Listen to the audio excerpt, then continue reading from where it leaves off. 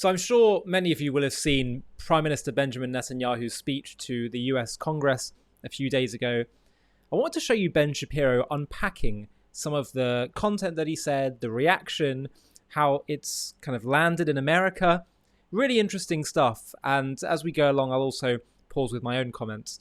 It's such an important speech, and it had a lot of really critical information in terms of getting moral clarity about this war. And because there was so much there, I think it does require some unpacking. So let's have a watch with Ben. Okay, so what was so radically controversial about the Benjamin Netanyahu speech in Congress? The answer, of course, is nothing. So when he came in, he was given a huge standing ovation by the Republicans. The entire Republican Party, with the exception of course, Thomas Massie, showed up. Here's what it sounded like.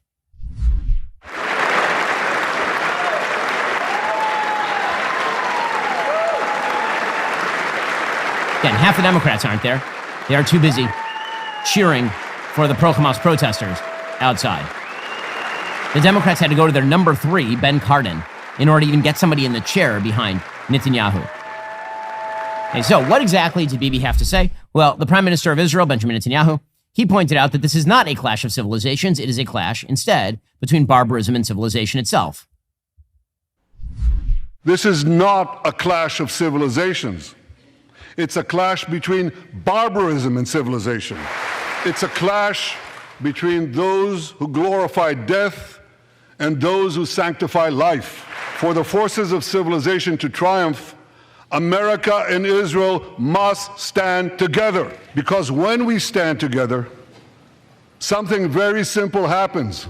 We win, they lose. Again, that seems pretty obvious.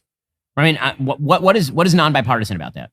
What do Democrats really not appreciate? Do they have a problem with labeling Hamas barbarians? Is that offensive to their ears? Is that really the problem here? Netanyahu went out of his way to thank Biden himself for his tireless efforts. Obviously, this is him being nice because Biden has slow-walked aid to Israel and has activated half of the Democrats that Joe Biden personally knows to try to oust Netanyahu. This is one of the possible reasons why Biden has been hesitant about meeting Netanyahu, maybe because he's been attempting to oust Netanyahu from office, and now there's a pretty good shot that Netanyahu outlasts him in office. Here is Netanyahu, however, going out of his way to say nice things about President Biden. I want to thank President Biden for his tireless efforts on behalf of the hostages and for his efforts to the hostage families as well. I thank President Biden for his heartfelt support for Israel after the savage attack on October 7th. He rightly called Hamas sheer evil. Okay, then Netanyahu went out of his way to defend Israeli soldiers against the absolute disgusting slander that they've engaged in a genocide, which is a total lie. It is a total fraudulent fable. It's a lie. He had brought some of the soldiers who had served with him, many of whom have been wounded. I mean, thousands of Israeli soldiers have been wounded at this point, going house to house in a region where they really don't need to go house to house. They could just bomb from the air. They're not doing that in order to preserve Palestinian life. Here was Netanyahu describing members of the IDF. My friends, these are the soldiers of Israel, unbowed, undaunted, unafraid. As the Bible says, Am kelavi yakum. They shall rise like lions. They have risen like lions. The lions of Judah, the lions of Israel. Ladies and gentlemen, the men and women of the IDF come from every corner of Israeli society. Every ethnicity, every color, every creed, left and right, religious and secular. All are imbued with the indomitable spirit of the Maccabees, the legendary Jewish warriors of antiquity. Okay, and then he went out of his way to slap at the protesters. And again, this is a well-aimed slap because the protesters were literally outside by the thousands burning American flags while he was speaking in the middle of the day. I'd just like to pause for a second and acknowledge the fact that Ben mentions that there are some Democrats who wouldn't attend, including Biden and Harris and some others. Now, in that camp, some of them simply don't want Israel to exist, but a lot of them would say, no, Israel has the right to defend itself. We heard Vice President Harris saying that. Israel has the right to defend itself, but how it does so matters. And this is where we start to get into a very difficult word game where it sounds like they're supporting Israel's war and Israel's right to fight and defend herself and ensure her security. But then they caveat it with all things that undermines everything they've just said. So when you have people who are sensitive and sympathetic to the protesters who are saying it's an unjust war and it's wrong, and they're saying, I hear you, and we support Israel's right to defend itself, but we don't like the way they're doing it. Well, on what grounds? What don't you like? War is always horrific and terrible. If Israel has the right to get rid of Hamas, then presumably the main question that you're looking at is, how many non-Hamas actors are dying? What is the collateral damage? How careful is Israel being on that front? That's presumably the only question you can ask that could be of a concern to you if you're saying that Israel can go after Hamas. So they can go after Hamas, but they've got to, that your standard is they've got to target Hamas as much as possible, not civilians.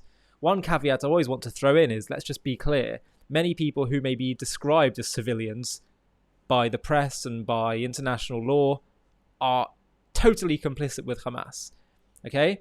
We had a photojournalist from Al Jazeera hiding hostages, imprisoning them in Gaza, meanwhile decrying the war. Is that an innocent civilian? If you have someone that's a teacher in a school raising kids to be martyrs and supporting Hamas and teaching them to fight and kill Jews, is that an innocent civilian? A mother that's making meals for Hamas terrorists, is that an innocent civilian? Someone that's hiding rockets and military equipment in their homes, or using their home as a tunnel access entry point. Innocent civilian?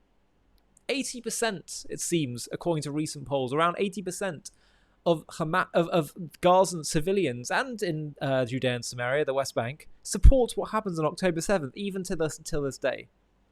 But nonetheless, even if your standard is, okay, you're only targeting Hamas directly. And by the way, I also want to caveat that I'm not saying there aren't innocents caught up in there. Of course there are. But I'm just saying the line is a lot more blurry, and we have to acknowledge that. And we have to give some moral agency to the Palestinians. Okay? They also have an ability to change to resist who's governing them, to speak up, to surrender, all these things. But let's also acknowledge that if you're saying you can go after Hamas, but you've got to be very surgical in how you do it, the only way to compare how Israel's doing it is to look at other comparative conflicts. Unfortunately, there aren't really any, because I can't think of any other time where an army has had to go into an urban setting and fight a military terrorists who are predominantly underground. But nonetheless, Israel has achieved it seems roughly 2-to-1 non-combatant to combatant ratio. So you say, okay, well, let's see how that compares to other conflicts, how other armies have done. You know what the United Nations global average is for modern urban warfare? 9 civilians for every 1 terrorist killed. Whether it's military historians like Lord Andrew Roberts, John Spencer, these are the leading military historians in the world. They have said what Israel has achieved in terms of her surgical precision, at the cost of Israeli lives, by the way, of Israeli soldiers' lives, which I'm not so sure I support. When it's an enemy territory, enemy people that started this war, that are going after them, the moral onus is on them, it's on Hamas. But nonetheless, they've achieved something unprecedented. So if that you're sympathetic to people calling it a genocide, if that you're sympathetic to saying Israel's not doing it right, well then, quite frankly, there's nothing more Israel could do. So you don't really support Israel's right to defend itself. Anyway, we'll continue with Ben. My friends, defeating our brutal enemies requires both courage and clarity. Clarity begins by knowing the difference between good and evil. Yet incredibly, many anti-Israel protesters, many choose to stand with evil. They stand with Hamas. They stand with and murderers. Okay, and then he continued by pointing out that there's good information that Iran has actually been funding many of these protest groups. And then he got off what was the line of the day. He suggested, he's talking about gays for Gaza. He said this is like chickens for KFC. We recently learned from the National security director, U.S. Director of National Intelligence, that Iran is funding and promoting anti-Israel protests in America. They want to disrupt America.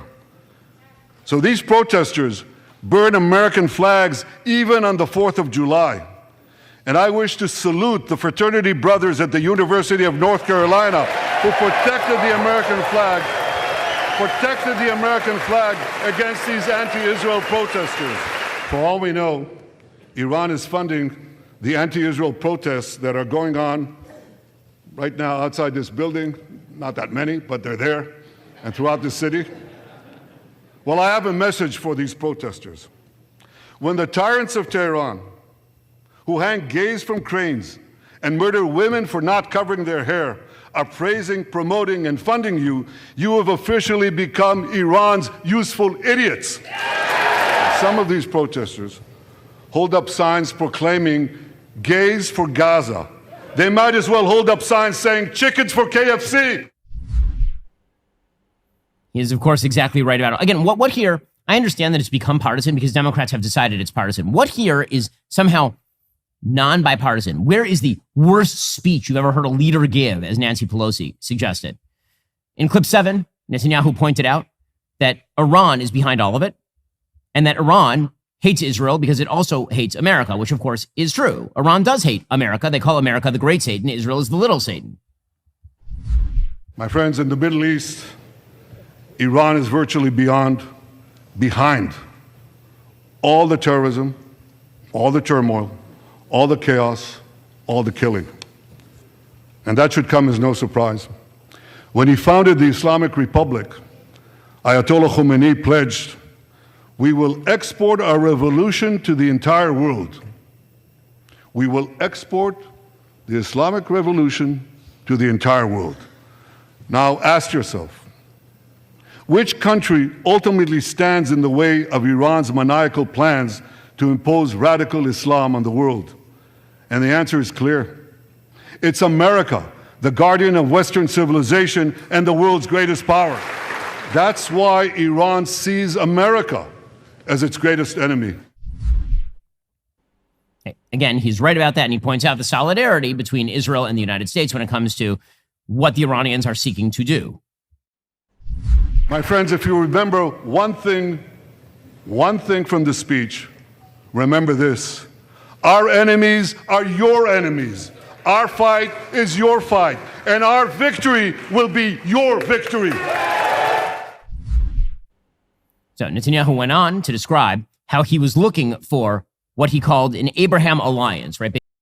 I just want to pause here as well before he continues with Iran and the other surrounding Arab nations, because there's such a danger of a naivety of thinking that you can deal with Iran like they're some kind of rational actor.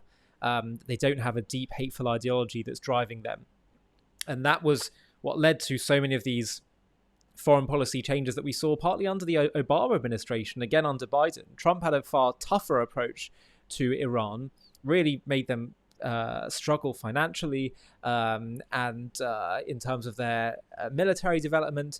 But what we're seeing with a democratic approach to dealing with Iran is to basically appease and think if we appease, we can somehow thwart their nuclear program. And all it does is actually just enrich them more and more because they're opening them to funding and to the lessening of economic sanctions.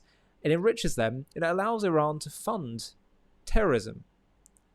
Many people are asking, would we have seen October 7th had Iran's sanctions and economic growth, sanctions been higher, economic income been a lot less, as it was under the prior administration? It's so dangerous to think you're dealing with people who they just want a little bit more influence in the region. In some ways, that's how we dealt with Hitler. Well, the appeasers dealt with Hitler. They thought, it's just he's a bit aggrieved because of what happened to Germany after World War I, and just give them a bit more land, a bit more this, a bit more that, then everything will be fine. And of course, that's to grossly misunderstand who you're dealing with. Based on the Abraham Accords, he suggested that there would have to be an alliance between Israelis and Arabs, a natural extension of what he called the groundbreaking Abraham Accords. And he went out of his way to thank President Trump for that. This clip 10. The new alliance I envision would be a natural extension of the groundbreaking Abraham Accords. Those accords saw peace forged between Israel and 4 Arab countries, and they were supported by Republicans and Democrats alike. We could call...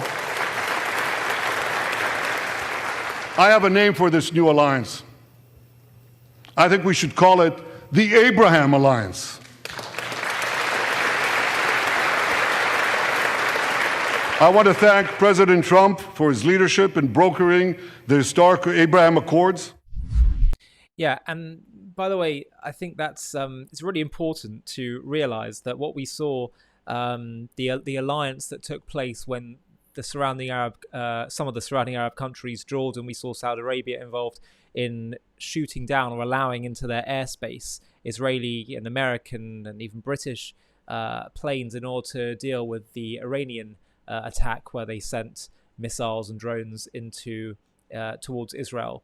I think it was in April. That was pretty remarkable moment, seeing that kind of alliance. I mean, just think about what we saw occur decades prior, where all these Arab countries were so hostile to Israel and willed her destruction.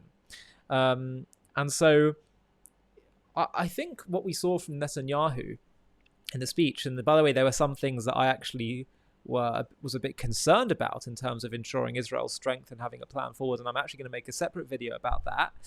But so many of the things he said, very hard to disagree with. It struck me as very bipartisan, just basic facts.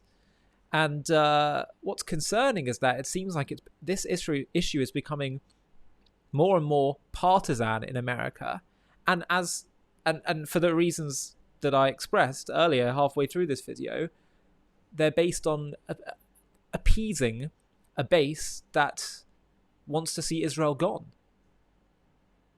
That, if you want to have a genuine, open, objective look at this question of whether Israel is committing a genocide, just a basic understanding of looking at the civilian to non-civilian ratio in this war, looking at what leading military experts are saying about this war, it is so clear.